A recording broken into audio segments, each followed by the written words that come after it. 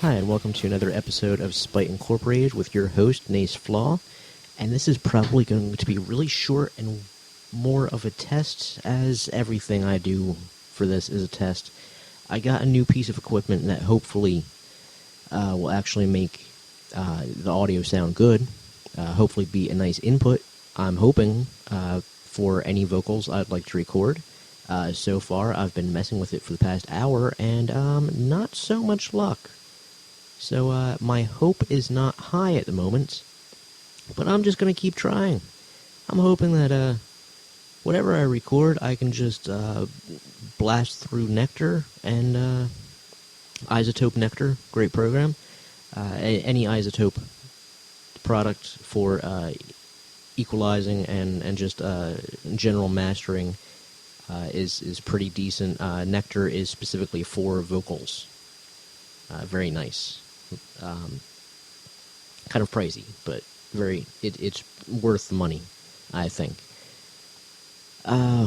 What did I want to talk about this week?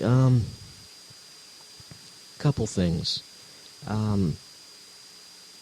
Crap, now I'm forgetting it. I don't know. Today's been a long day. It's been a long week.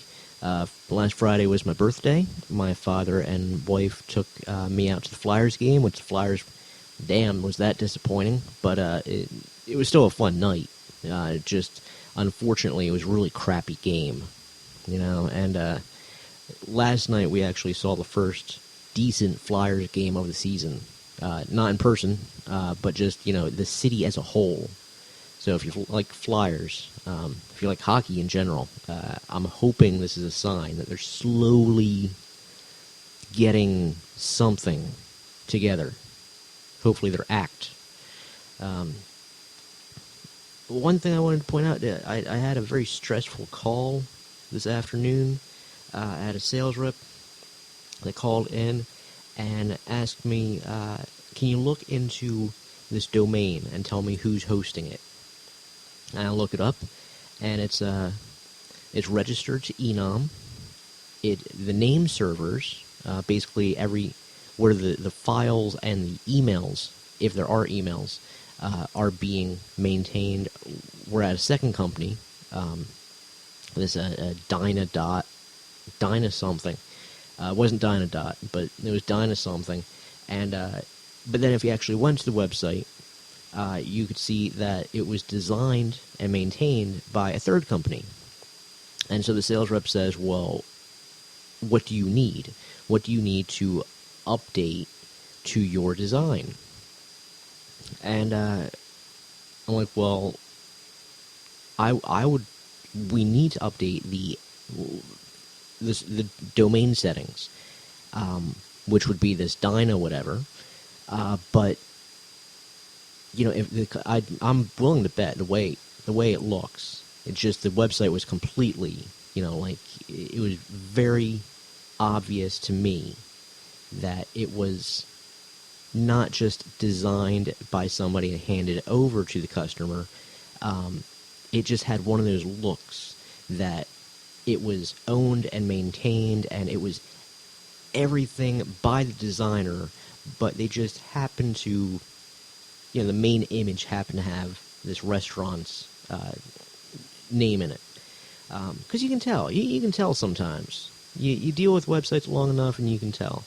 And she goes, well, who do I contact? And I kept telling her. This was a 25-minute conversation. I kept telling her, I'm like, I would start with the designer. And she goes, well, this site has been this company and the site has been around for 20 years. It's passed hands, blah, blah, blah, blah. I'm like, yes, and that's why I would start with the designer. Didn't say stop there. And she kept saying to me, well, what if this customer was with GoDaddy?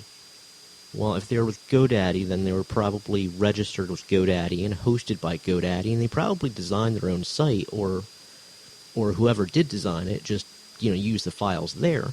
Unfortunately, this company's been around 20 years, and they haven't just done things simply. Things kept devolving and kept going this way and that way, and eventually you get this hodgepodge of crap. But at the same time, your domain name is well known. It's on all your merchandise. The Google Analytics knows it, and even if you had nothing on it, just the fact that it's been around for so long, that gives it some oomph in the search results. So you can't just throw it away at this point, or it's very difficult, because then you'd have to start from scratch, and it's, if you can, you want to keep the old domain. There's a fine line about like how much you give a crap and how much it's worth. And she just 25 minutes of trying to explain this to the woman. You really have to remember that things are divided up. When you look at a website, there is so much to it. And that's not even, like, I didn't even try explaining what name servers were and how that could be broken down. It's amazing. You have so many services nowadays that sell things a la carte and want to incorporate with your system, and then you have others that are just, you go with me or you go with nothing. And so you never know what's going on. And so sometimes you get these weird Frankenstein designs of websites. And then you try to go to one of these other companies that it's them or nothing, and you have to you have to weigh the options. Do I want to keep these 20 blogs and applications and Google developer apps and all these other things that filter through, to form my site? Or do I want to kind of shave off a lot of the things that maybe aren't necessary and go with this one company? But I've talked a lot about domains lately, and that's I don't know, that's my 9 to 5, so I'm kind of tired of it. It's something that people should know, and I actually, after 25 minutes of talking to this woman, I started getting frustrated, and she said to me, how are we supposed to know this? Like, why would, after 20 years, if a customer has passed through all these hands, how are they supposed to know this? And I said to her, I'm like, listen, this is basically, it's no different than the company's storefront, the building's storefront. This is the digital storefront. If somebody wants to look into a restaurant, they're new in town, or maybe they've never heard of this before, and a friend says, hey, I tried this place this weekend, I liked it. Or, hey, what's across the street from the movie theater? What are you going to do? You're going to type in the name in Google, right? And you're going to find the site, and that's your first encounter. And so to say that it's just kind of something that you set up once 20 years ago, and you have no maintenance over it, you have no control over it, you don't know how to get into it, you don't know who's designed it, who's done anything, well, that's your problem. You have, for a very long time then, overlooked a very critical a very critical part of your business. And maybe 20 years ago it wasn't critical, but times have changed. Just the past 5 years, things have keep leaping and bounding into weird new territories of just digital life, and therefore digital marketing. Because I don't know. I mean, you could say that life precedes marketing. You could say that marketing kind of leads life. You could also say that porn kind of starts it all. Because really, if you want to talk about an industry that has their finger on the pulse of trends in technology, it's pornography. They know it long before anybody else does. So if you want to know where things are going technologically, pay attention to the porn world. That's just my 2 cents. I guess in related news this week, it was announced that Twitter, they finally put a date on their IPO.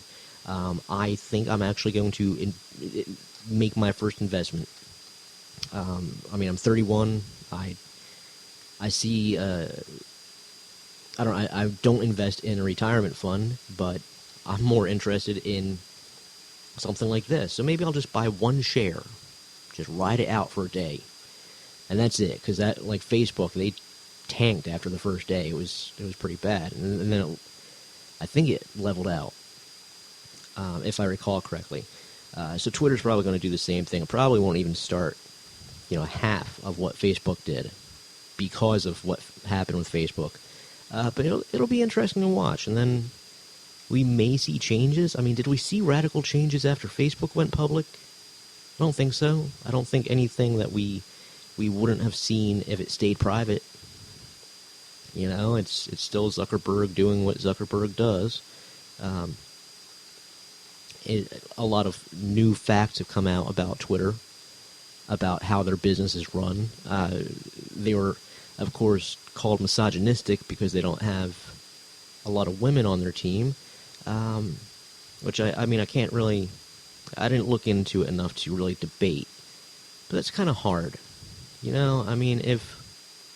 How balanced are you supposed to be? And was it a case of the best people they found at the time just happened to be a lot of men? Maybe. Did they actively keep women out? I don't know. I think we shouldn't judge quickly. Especially with what turned out to be a very small organization. I mean, when it's that small, how much of your time are you thinking, well, I only have this many women, I only have this many minorities, and I should add one more. Are they Pokemon? Do you have to collect them all? I don't know. And that's something I did want to bring up.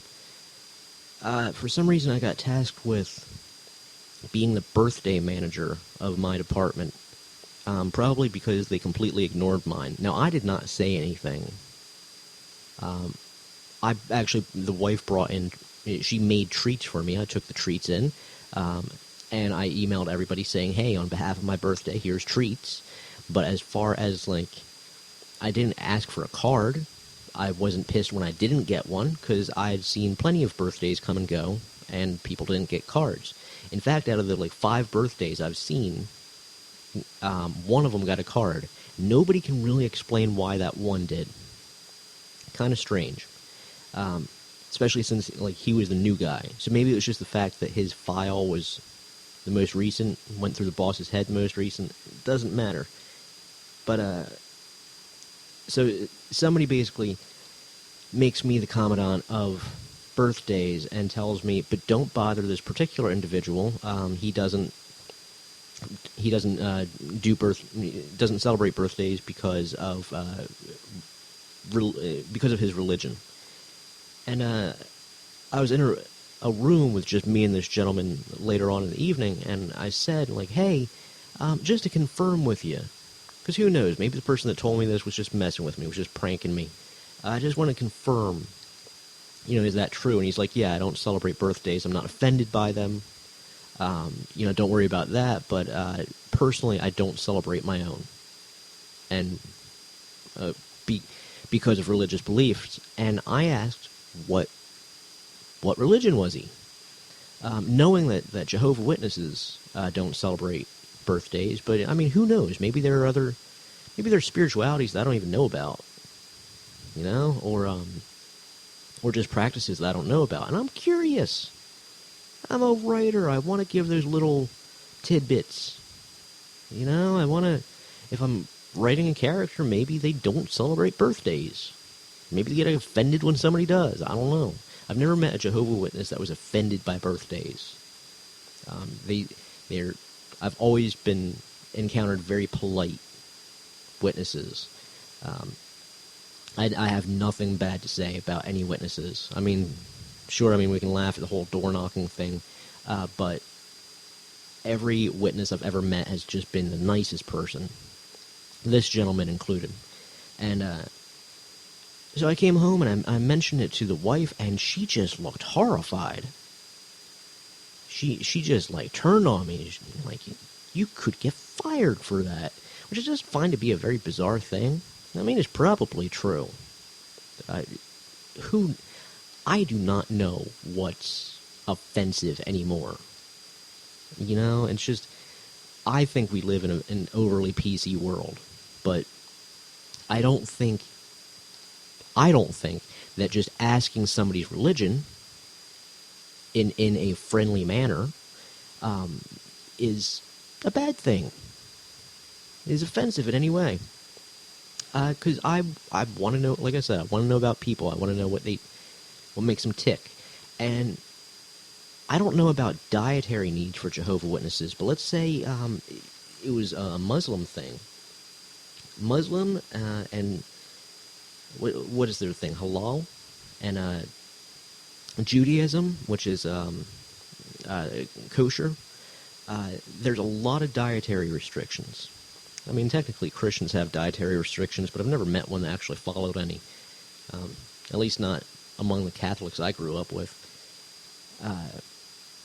But, you know, I have encountered a lot of Muslims and, I haven't really met too many people of the Jewish faith that really did anything with diets, but definitely Muslims. Which, hey, whatever. You eat what you want to eat. You don't want to drink. I mean, that's kind of weird. I actually had a geography teacher that was really insulted, not by Islam, but the fact that Muslims took over, I believe, the Gaza Strip, because he said, but prior to them taking it over, they just had the best wine. It was just the best wine country. I'm not a big wine drinker, so I like my Manischewitz, but so I can't say it. It just, I remember that geography teacher so well. He's a very loud man. Very opinionated, but knowledgeable, as a geography teacher should be. So yeah, I mean, I don't know. I wanted to talk about writing at some point. I had a thought. Now I forget what that thought was. It'll come to me after I stop. I have been writing this week. There's one day that I just busted out like 1,000 words. I was very happy. And little bits and pieces here or there. I think we're up to just shy of 17,000 words. Which, hey, that's like 1,500 more than just a week ago. So slowly but surely, Eddie and his adventures are moving along. Talking about a lot of death this time. In this period. Just pantsers. That's what I wanted to talk about. Pantsing. People that outline. I don't get outlines. I really don't. I've seen a number of books and websites and NaNoWriMo's coming up. So of course all the, writing in 30 days and writing in 90 days and blah blah blah. And it all comes down to outlining everything prior to the actual writing. And I don't know. It seems boring. I mean, you got to be careful. I remember Mur Lafferty talking about if you, it may be boring to you, but that's only because you know how it ends. Okay. Well, that just seems like a fine line, because what if it's just flat out boring? I mean, I get it. I see what she says. It makes perfect sense. And I've encountered that myself, where it's like, I want to write this scene. To me, it's boring. Not so much the content, but it's kind of boring to write and get from A to B.